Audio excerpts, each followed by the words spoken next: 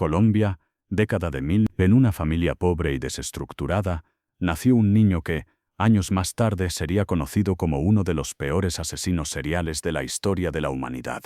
Su nombre, Pedro Alonso López. Las circunstancias de su infancia marcaron el inicio de una vida destinada al horror. Su madre lo maltrataba, su hogar estaba lleno de violencia, y pronto fue expulsado a las calles, donde aprendió a sobrevivir entre abusos, golpes y carencias. Desde muy pequeño, la semilla del odio y la venganza comenzó a crecer en su interior. Con el tiempo, ese niño desamparado se transformaría en el monstruo de los Andes, un asesino que confesó haber matado a más de 300 niñas en Colombia, Ecuador y Perú. Su historia es una mezcla de brutalidad, indiferencia judicial y un legado de terror que aún hoy sacude a América Latina. Pedro Alonso López nació en 1948 en Tolima, Colombia, en una época de violencia política conocida como la violencia. Su padre había muerto antes de que él naciera, y su madre, una mujer dura y agresiva, lo crió entre golpes y desprecio. A los 8 años fue echado de su casa. Sobrevivió en las calles, donde fue víctima de abusos sexuales y explotación.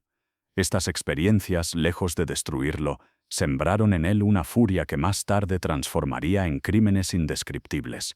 En su adolescencia, López fue detenido varias veces por robos menores, pero pronto su violencia escaló. Se obsesionó con las niñas pequeñas, a quienes veía como presas fáciles y vulnerables. Su modus operandi fue siempre similar. Buscaba niñas entre 8 y 12 años en pueblos pobres. Las engañaba con dulces promesas o pequeñas monedas. Las llevaba a lugares apartados. Allí las agredía y finalmente las estrangulaba. Los cuerpos eran enterrados en fosas improvisadas o abandonados en terrenos baldíos. Durante la década de 1970, sus crímenes comenzaron a multiplicarse en Colombia.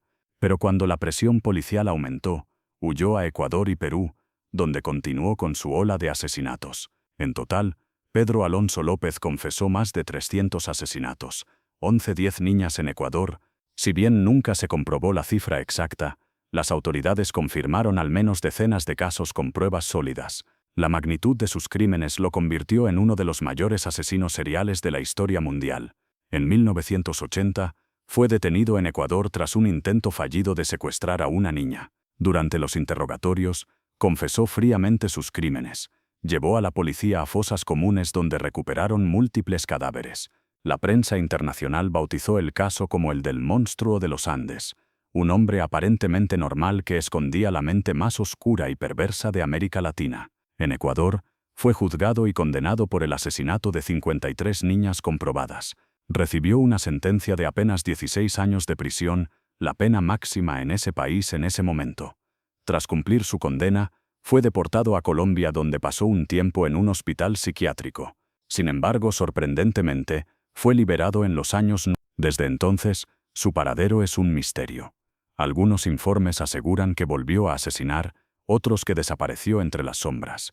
La historia de Pedro Alonso López es un espejo del lado más oscuro de América Latina: pobreza, impunidad y horror.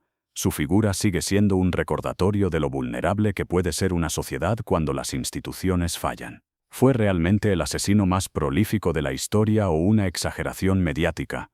Lo cierto es que sus crímenes confirmados bastan para convertirlo en una de las figuras más macabras que haya conocido el continente.